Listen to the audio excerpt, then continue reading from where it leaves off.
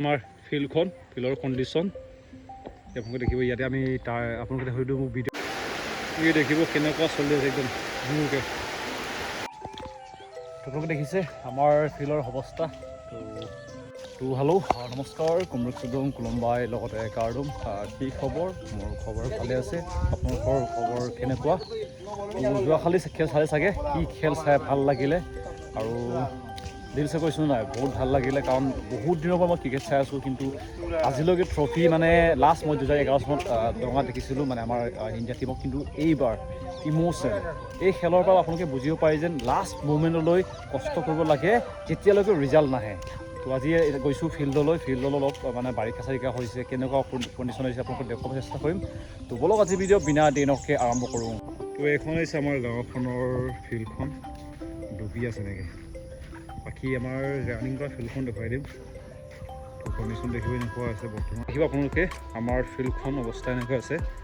তেতিয়া ওপৰৰ পৰা দেখুৱাম কেনেকুৱা লাগিছে একদম আমাৰ ফিল্ডৰ কণ্ডিশ্যন।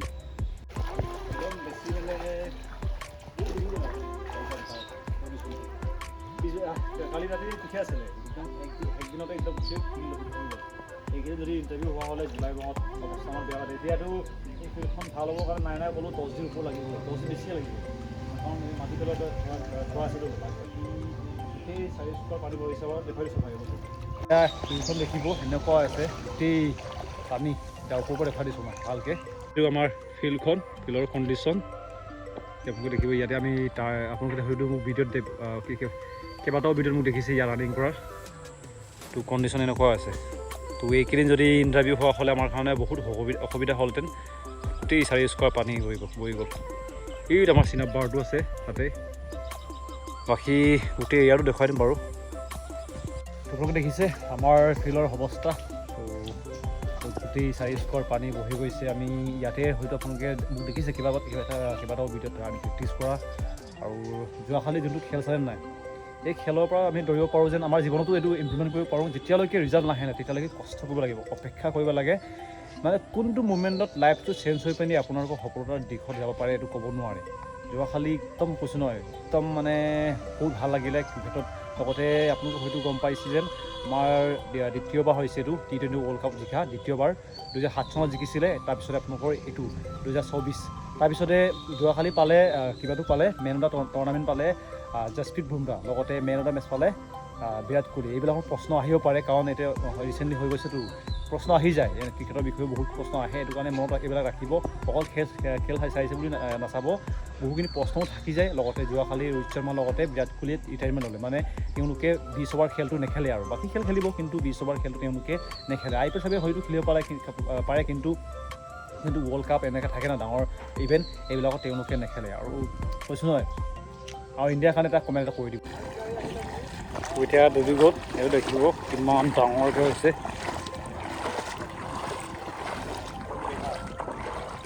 এই চাইডলৈ দেখিব ৰাস্তা একদম নাইকিয়া হৈ গৈছে। এইবিলাক ডুবিব আৰু একদম। বাকী দেখিব আমি ৰাস্তাত ধৰিব পৰা নাই কোনটো আছিলেগৈ।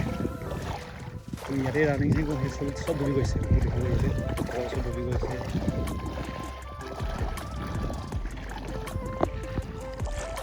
এনেকুৱা হৈছে কণ্ডিশ্যন। মোবাইল পৰিব চাবি আকৌ। এইটো ৰাস্তাটো আছেগৈ। আমি বৰ্তমান আছোঁ দিচাংমুখ, পিকনিক প্লেচটো আছে। আপোনালোকক সৰু ইয়ালৈ আহিলে দেখিব, গোটেই চাইডটো দেখিব ইমান পানী একদম।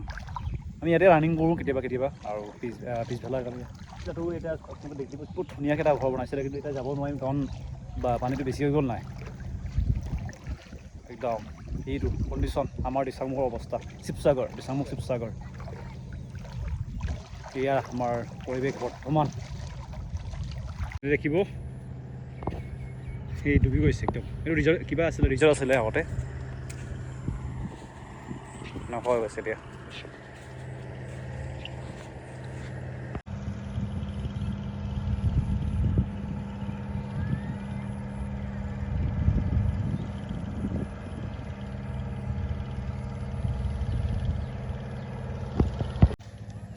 বৰ্তমান ৰানিং নোহোৱাৰ কাৰণে যোনটো ফিজিকেলাইজটো কৈছোঁ, সেইটো কাৰণে বহুতৰ কাৰণে এতিয়া হয়তো ভাল হৈছেগৈ। আপোনালোকে এতিয়া দেখিলেগৈ যেন কিয় আমাৰ ইণ্টাৰভিউটো পিছুৱাই দিলে। এতিয়া বৰ্তমান যদি ইণ্টাৰভিউ হোৱা হ'লে কিমানজনৰ অসুবিধা হ'লহেঁতেন, বিশেষকৈ আমাৰ নিচিনা যোনটো নৈপৰীয়া গাঁওসকলৰ কাৰণে কিমান অসুবিধা হয়। আমাৰ ঘৰটো নদীৰ পৰা বেছি দূৰ নহয়, এইটো নদী হয় আমাৰ, আৰু ইয়াৰ পৰা প্ৰায় আমাৰ 500 মিটাৰ এনেকৈ দূৰত আমাৰ ঘৰকেইটা আছে। তো যেতিয়া বাৰিষা হয় না, আমাৰ কাৰণে বহুত অসুবিধা হয়।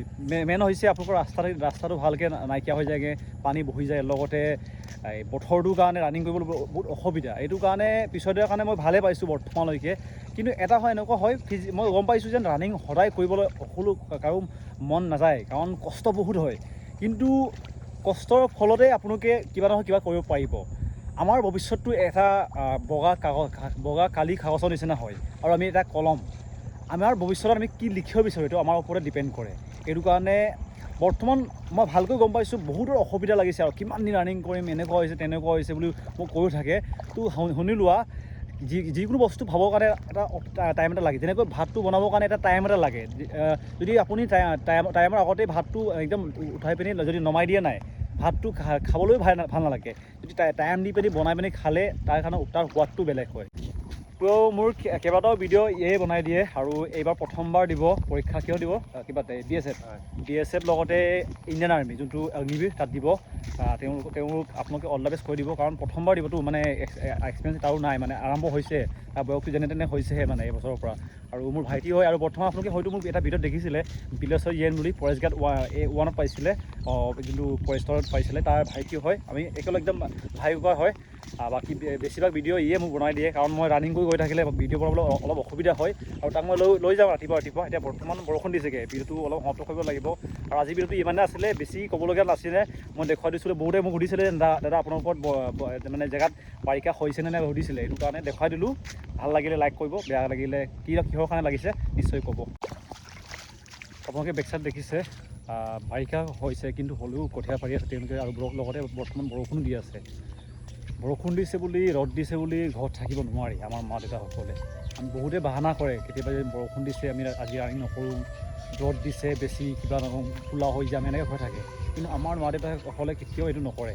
যদি গৰম লাগিছে বুলি আমাৰ মা দেউতাসকলে আজি ভাতটো নবনাওঁ, বেছি গৰম হৈছে, আজি পথাৰ নাযাওঁ বুলি ক'লে আমি দানাটো নাপাম। কিন্তু আমাৰ মা দেউতাই কষ্ট কৰে, কেতিয়াও আমাক নকয় যে এনেকৈ কষ্ট হৈছে বুলি তেওঁলোকে নকয়। কিন্তু আমি অলপ ৰ'দ দিলেই আজি বৰষুণ দিছে, ৰ'দ দিছে, বহুত কিবা দিছে, আজি ফিল্ডলৈ নাযাওঁ, আজি ৰানিং নকৰোঁ। কেতিয়াবা এইটো বেয়া পস্তাৱ পিছত গৈ পিনি পাব। কিন্তু এতিয়া আপোনালোকে দেখিব বৰ্তমান একদম চাৰিওপাই 4 স্কোৱাৰ ডুবি গৈছে, কিন্তু ইয়াতে এতিয়া বৰ্তমান কঠীয়া পাৰি আছে।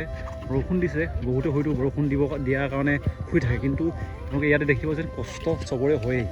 বাৰিষা হওক বৰষুণ হওক, তেওঁলোকে নিজৰ খাদ্যৰ কাৰণে প্ৰস্তুতি চলাব লাগে। এইটো ইয়াতে আপোনালোকে দেখিব, হয়তো 4 স্কোৱাৰ পানী ডুবি গৈছে, কষ্ট কৰিব লাগে।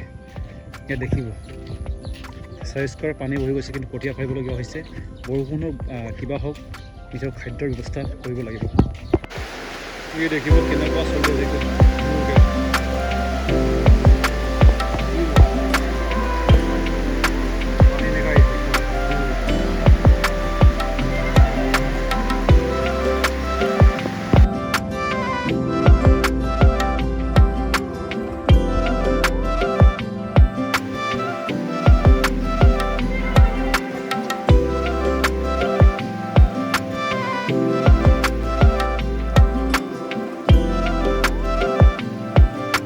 এয়া বৰষুণ দিলেই এতিয়া সেনেকুৱা হৈছেগৈ।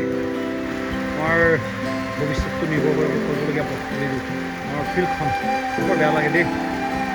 নিয়তি আমাক কি চাইছে দেখুৱাইছে।